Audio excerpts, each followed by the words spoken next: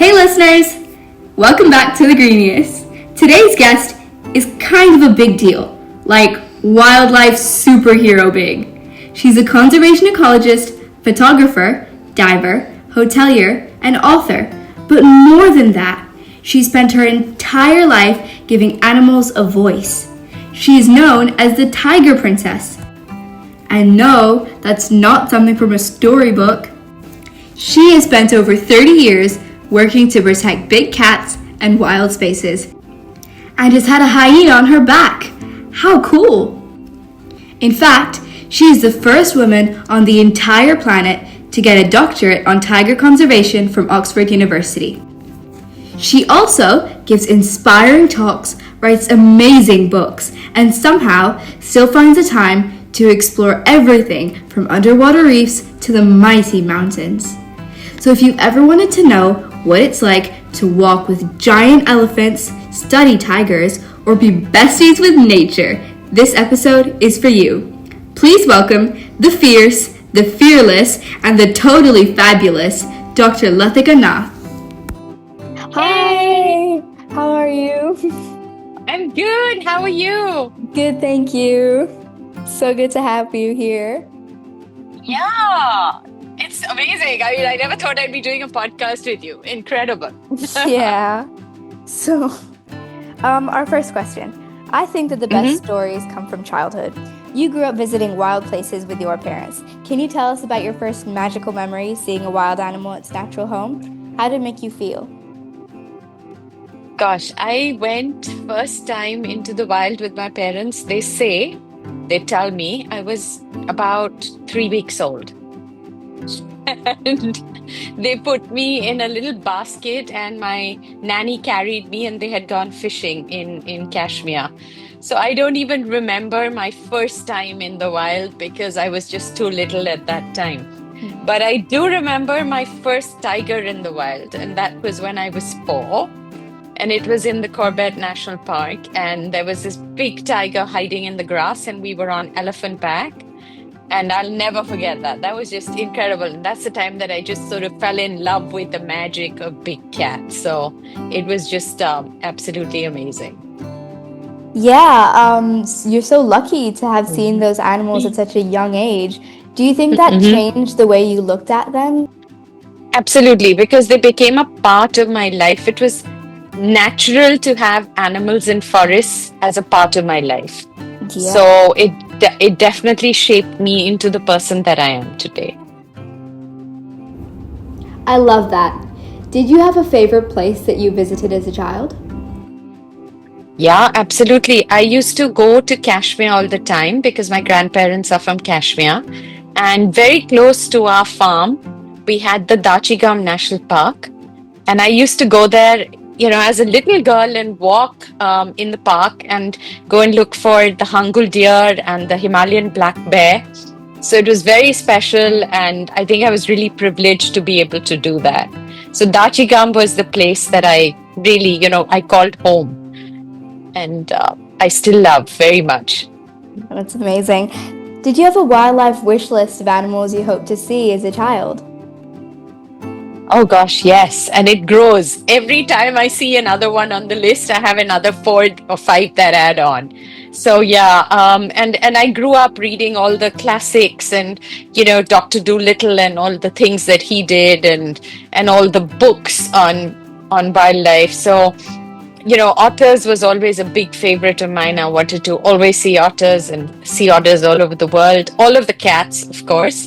And there's so many, and all the different bears. We have so many bears in India, but I also want to, till today, there's some species that I haven't seen, and I want to go to Canada and see the spirit bears of British Columbia and things like that. And a big one on my list was the narwhals, because just these magical beings with that single tooth coming out like a unicorn, that's something I still hope to do. So yeah, many, many, many animals. I love being on safari. I've always been very keen to see the white rhino. My most favorite memory was when I saw 3 of them on a watering hole at night in Madikwe, South Africa. We hear lots about your work with tigers. What makes them so close to your heart? I fell in love with them, like I said, very early on when I was about 4. But then there was all this work happening in Nepal at the Chitwan National Park with the Smithsonian Institute, which was the first really large project and the longest standing project on tigers. And I was very fortunate because I went there as a child with my dad. And, I grew up with him and all his friends, many of whom were people who were working on different parts of this project. And I grew up with a photograph taken by a camera chap in Chitwan on my wall. So the tiger always mesmerized me. The sheer size, the sheer majesty of the animal, and the fact that people revered it and held it in held the animal in so much awe. And it's one of the most recognized animals across the world, almost anywhere in the world. If you show them a tiger, they'll know what it is. And it's almost like a mystical creature because you don't see them that often. You have to make an effort to go and see them. And all of this really captured my imagination and got me really interested in it. Wow, tigers fascinate me so much too. Almost to a point that when I'm on safari, I feel like they stare deep into my soul. Have you encountered moments like that too? Many, many, many. And I've had a tiger walk right up to me. I mean, right up close. And when you look at it, the head seems, just so big. And you realize how small you are in front of this tiger. And when you stare into the eyes, you can just sort of take a deep dive in. It's just an incredible experience. But it's not just the tiger. The other cats that I find absolutely hypnotic are the cheetahs. I find that if you look at a cheetah really carefully, there's almost a fire burning in their eyes, and it's absolutely magical. I'd love to know, how does it feel to come in such close contact with these magical animals? I feel I have a connect with tigers, and sometimes I feel that we're almost communicating, subconsciously. It got to the point where when I was spending a lot of time with them in the field, I could almost predict when I'd see one, where I'd see one, how to get close to them. Wow. So yeah, I do. And I've also studied animal communication. So you just begin to believe that there is a way of actually talking to the animals and using your ESP, if I can use that word, to figure out what they're trying to do or say or need. It's very special. That's so cool. Was there any interaction with the tiger where you felt that you really understood them and used it to make a difference? So, we in Bandhavgarh, we had these special tigers. I mean, they were special to me because I spent 5 years with them. And one of those tigers was this tigress called Sita. And we saw many generations of Sita's offspring and, spent so much time with her. And National Geographic made a big article on Sita and her family.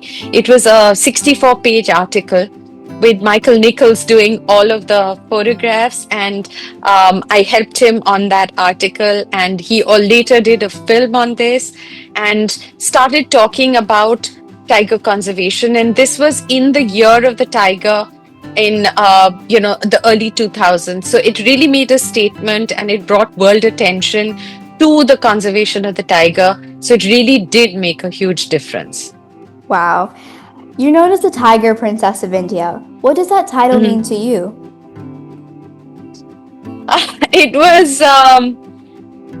It's changed my life being called the Tiger Princess of India. It wasn't something I'd ever imagined that I would be known as. And it was my PhD work and my years of doctoral research on the tiger that got me that title. Ever since, people all over the world know me as the Tiger Princess of India. And the fact that the film on me was shown for over 25 years on National Geographic across all of the countries that National Geographic screens in means that people recognize me internationally. It also gave me a voice that I could use to talk about animal conservation, of course, tiger conservation, but beyond that, the conservation of nature and all animal habitat. And that brings a lot of responsibility. It also made me a kind of role model for a lot of young people. A lot of people look up to me because of that, and they know me because of my work, and therefore contact me and connect with me and ask me how I can, help them do something to make a difference. And that's a tremendous gift. And I think that's what this title got me. You really have used your title to make such a big difference in the world of conservation. How does it feel knowing that you've inspired so many young people? No, it's a huge honor. It's a great responsibility, and it also is the one thing that gives me the push to take the next step forward when I hit a wall, or I hit a really tough spot in my life, or I'm going through a real low. Sometimes everybody goes through life and they hit a point where you feel, oh my God, Yeah. I don't know whether it's worth doing. Sometimes when you've lost a tiger, you find tigers have been poached, you find somebody's cutting a forest down, you find government or private industry people who just don't understand why it's important to do this. Yeah. And you feel like giving up. And that's the time when you realize you can't, because so many people are looking up to you. And if you give up, you're letting down everybody. On that inspirational note, Dr. Latika, your life reminds us that being curious, kind, and brave can change the world, one wild encounter at a time. To everyone listening, this is just the beginning. In part 2, we'll literally dive deeper into the ocean she loves and tackle some unfair animal reputations. So please don't forget to tune in for part 2 of this incredible conversation with the one and only Tiger Princess, Dr. Latika Nath. Until then, stay curious, stay kind, and remember, sometimes the smallest actions make the biggest difference. Catch you on the green side!